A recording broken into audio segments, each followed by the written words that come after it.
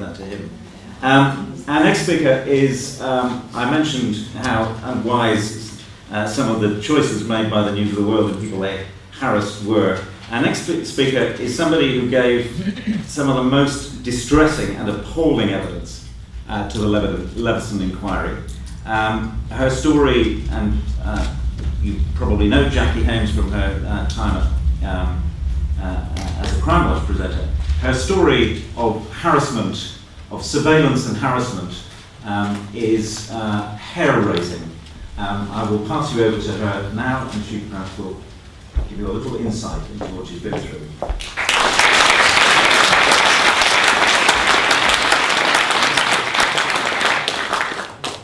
Very much.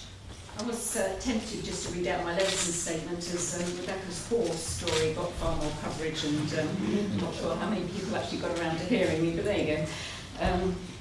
Anyway, very good evening to you. 10 years ago, my husband and myself were serving police officers, run-of-the-mill, very ordinary people. We were working hard, but enjoying our young children, our home, and living happily in a close village community. Then, in June 2002, David agreed to front an appeal on Crimewatch to help try and catch the killer of a private detective called Daniel Morgan, and subsequently head up a new inquiry to finally get to the heart of what had happened to Daniel back in 1987. Thus started a chain of events which were to have a devastating impact on us as a family. And I'm not going to go into all the details again, you'll be glad to hear, but suffice to say it involved surveillance, blagging of personal information from our police files, tampering with mail, hacking of our phones and possibly even our computers, and that really is just all we know about. I made it clear at the Leveson inquiry that I suspected that those activities emanated from the relationship between individuals at the News of the World and people who were at the time suspects in the Daniel Morgan murder investigation.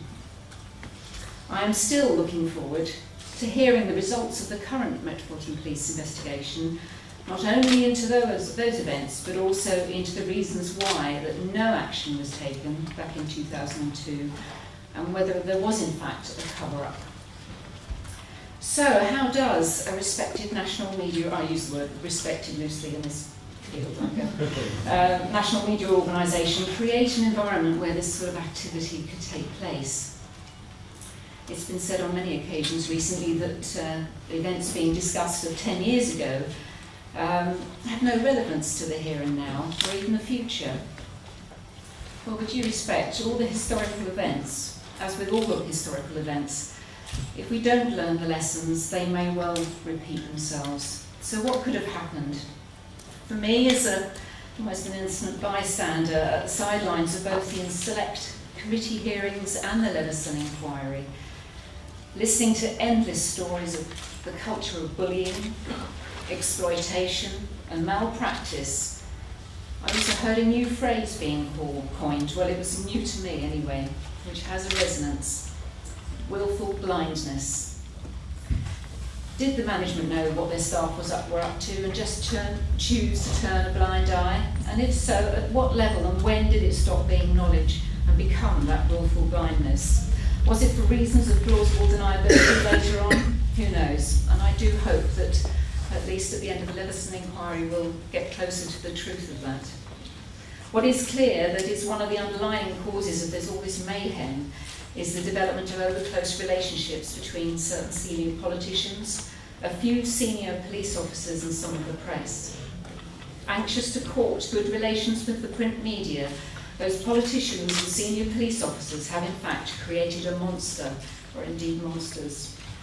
Certain newspaper editors and executives have been allowed to wield power and influence unchecked across these institutions, and in the process bringing their own into disrepute. Sacrificing the reputations of honesty, integrity and professionalism of the majority on the altar of ambition and greed. Quite frankly, I feel like banging all their heads together and shouting, "What on earth were you thinking?" Politicians and police officers are supposed to represent and support the public without fear or favour. It's clear there's been too much I and me, and not enough us and we.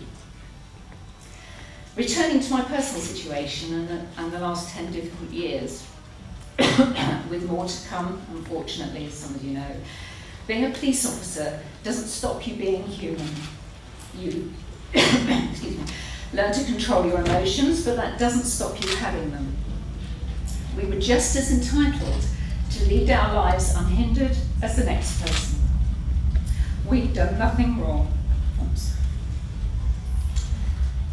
Well, sorry, God, I'm going to history for this, haven't I? I've cried in 20 years, Christ, twice in 3 months. My family is still coping from the fallout from that explosion to this day, and our lives will never be the same. I sincerely hope in both our case and the many others that we've heard about, certainly from Mario and others here, that eventually some conclusions will be drawn and safeguards to the future will eventually be laid down. Thank you very much.